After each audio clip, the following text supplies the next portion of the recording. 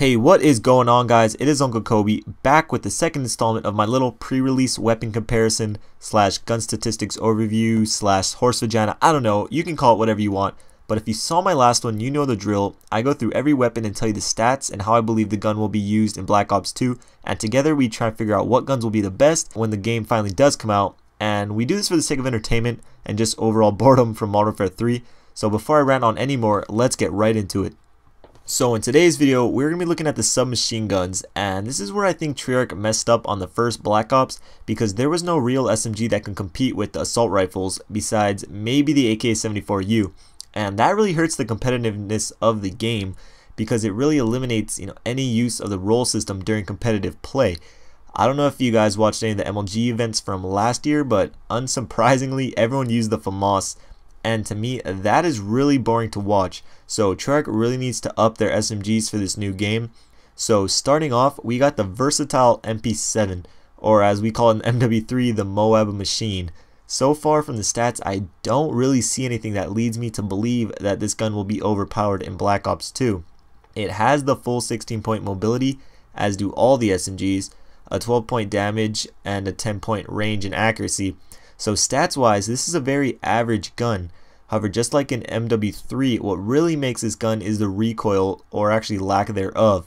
So in MW3, the MP7 had pretty bad hip fire spread up close, but could snipe people down long range. For this game, I really hope they do the opposite, and this is for all the SMGs. I'd rather they be real effective up close, but not be able to annihilate someone across the map.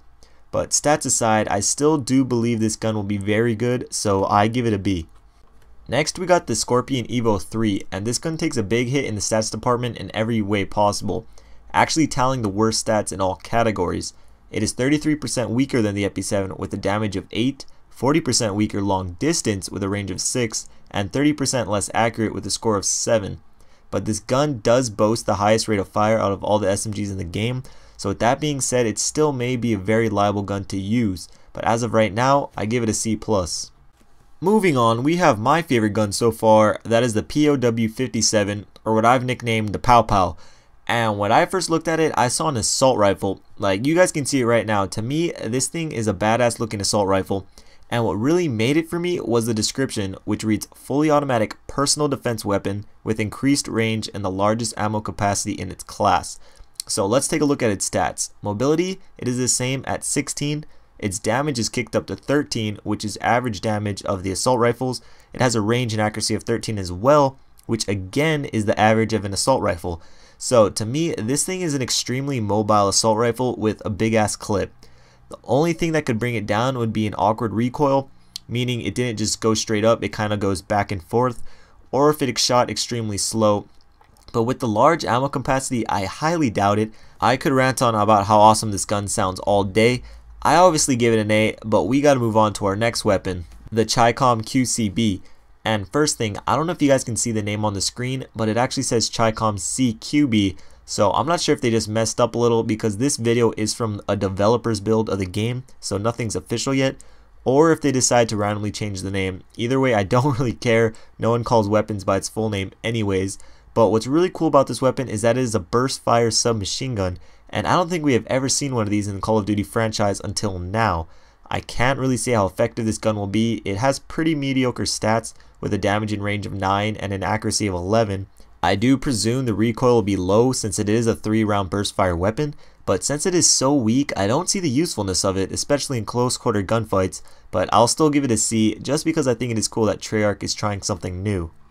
Next, we have the MSMC, which is another really stat-heavy submachine gun. This one's fully automatic with increased range and reduced recoil.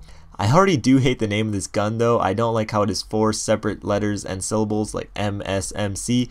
I don't have that kind of time when trying to explain my class loadouts, but the stats on it do look very nice. It has the highest damage out of all the SMGs at 14, which is actually higher than all but one assault rifle. It has a 12-point range and a 13-point accuracy, so this weapon definitely contends with the Pow Pow. I'm guessing it will have the fire rate of, let's say, the MW3 UMP, which is a tad on the slow side. However, with a good hip fire spread, this thing would be very deadly. I give this gun an A as well, and let's move on to our last weapon, which is the Vector. Yes, the Vector is making another appearance in the franchise, this time with recoil mitigation technology. Ooh, what's that? Well, for those of you who don't know what it is, in Call of Duty terms, they are basically attachments. They could be buffers, recoil pads, muzzle brakes, vented barrels, energy absorbing buttstocks, any apparatus that helps manage recoil. However, in this instance, I think Treyarch is just using fancy words to say reduced recoil.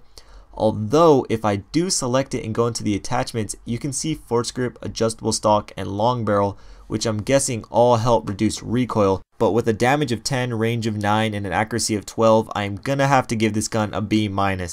So that's it for today's video. I hope you guys enjoyed it, and if you did, I'd appreciate it if you gave it a thumbs up and leave your answer on what gun you think may be the best, or just a weapon that looks cool to you.